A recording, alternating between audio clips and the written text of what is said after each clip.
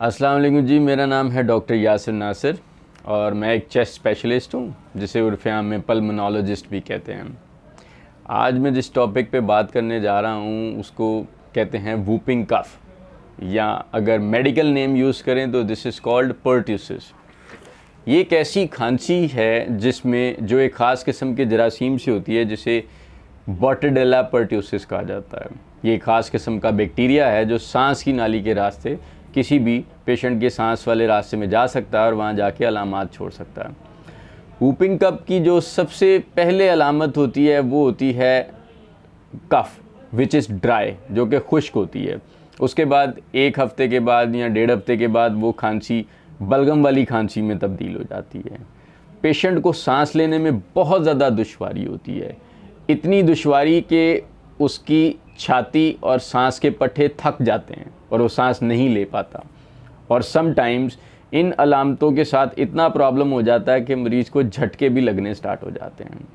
तो ये एक very complicated and contagious disease. Contagious से मुराद कि ये एक शख्स से दूसरे शख्स में फैल सकती है, यानी कि अगर कोई वूपिंग कफ का पेशेंट खांसी कर रहा है, उसकी विसिनिटी में जितने भी लोग बैठे हैं अगर वो उस ड्रॉपलेट्स को इनहेल कर देते हैं जिसमें जरासीम है, तो वो भी वूपिंग कफ उन्हें हो सकती है। इसको कहते हैं कंटेजिसिटी, यानी डिजीज़ कंटेजियस है कि एक इंसान से दूसरे इंसान में फैल सकती है। और वूपिंग कफ इसे क्यों कहा जाता है? क्योंकि इतनी ज़्यादा खांसी करके ब्रीदिंग डिफ़िकल्टी इतनी बढ़ जाती है कि पेशेंट को सांस लेने के लिए लंबा सा डग भरना पड़ता है। सो इस तरह की आवाज़ आती है जिसे वूप कहते हैं इंग्लिश में, इसलिए इसका नाम वूपिंग कफ पड़ गया। बीमारी ज़्यादातर बच्चों में ये होती है, बड़ों में भी हो सकती है लेकिन बच्चों में इसकी रेशो बहुत ज़्यादा है। और इंटरनेशनल डाटा एनालिटिकल टीम के अकॉर्डिंग जो सबसे ज़्यादा पेशेंट्स की डेथ्स होती हैं वो छोटे बच्चे हैं, जो 1 साल से कम बच्चे हैं या 6 महीने के बच्चे हैं। So very dangerous disease in little newborn's.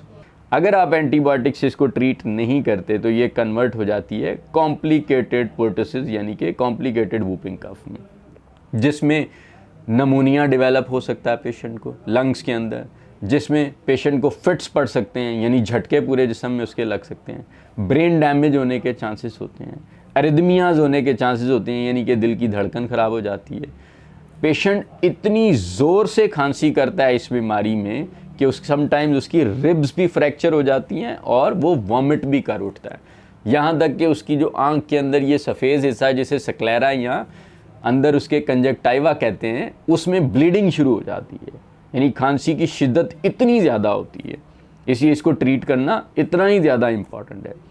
शुरू में जब वूपिंग कफ स्टार्ट होती है तो इसका स्टार्ट बिल्कुल कॉमन कोल्ड की तरह होता है, यानी छींकों का आना, आँखों में से पानी का निकलना, नाक में से पानी का निकलना, इरिटेशन महसूस होना सांस की नाली में, बिल्कुल कॉमन कोल्ड की तरह इसका स्टार्ट होता है। लेकिन एज़ वी नो, जैसा कि हम जानते हैं कि कॉमन कोल्ड थोड़ा वक्त गुजरने के बाद, यानी 5-7 दिन गुजरने के बाद इम्प्रूव करनी शुरू कर देती है, लेकिन वूपिंग कफ 5-7 दिन गुजरने के बाद मज़ीद सवेयर फॉर्म इख्तियार कर लेती है, शदीद किस्म में कन्वर्ट हो जाती है।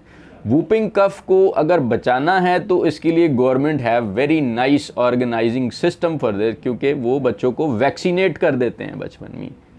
वैक्सीनेशन पहले 4थे महीने में, 6ठे महीने में, 8वें महीने में, 18वें महीने में और फिर 4 से 6 साल के बच्चे को की जाती है, यानी 5 सब्सिक्वेंट वैक्सीन कोर्स होते हैं जिससे इसको बचाया जा सकता है। और इस वैक्सीन को टेटनस के वैक्सीन के साथ और डिप्थीरिया की वैक्सीन के साथ दिया जाता है। इसके अलावा अगर वैक्सीन का असर जो है वो 10 सालों में थोड़ा बहुत, 10-11 सालों में थोड़ा बहुत कम होना शुरू हो जाता है, तो जैसे ही बच्चा जो है वो 11-12 साल क्रॉस करता है तो वो again susceptible to gain the whooping cough, उसमें वूपिंग कफ होने के दोबारा से चांसेस बढ़ जाते हैं। तो उसके लिए बूस्टर डोजेज़ लगाई जाती हैं हर 10 साल के अरसे के बाद। बूस्टर डोज का ये फ़ायदा होता है कि उसका इम्यूनिटी लेवल हर 10 साल गुजरने के बाद बढ़ता रहता है और वो इस बीमारी से अल्टीमेटली बचा रहता है। सो ये कुछ छोटी छोटी चीज़ें हैं जो वूपिंग कफ में कंट्रोल करना या उनको ऑब्ज़र्व करना बहुत ही ज़रूरी है। उम्मीद है मेरी इस सारी जो डिस्क्रिप्शन मैंने बीमारी की दी है उससे आपको फ़ायदा हुआ होगा। Thank you very much.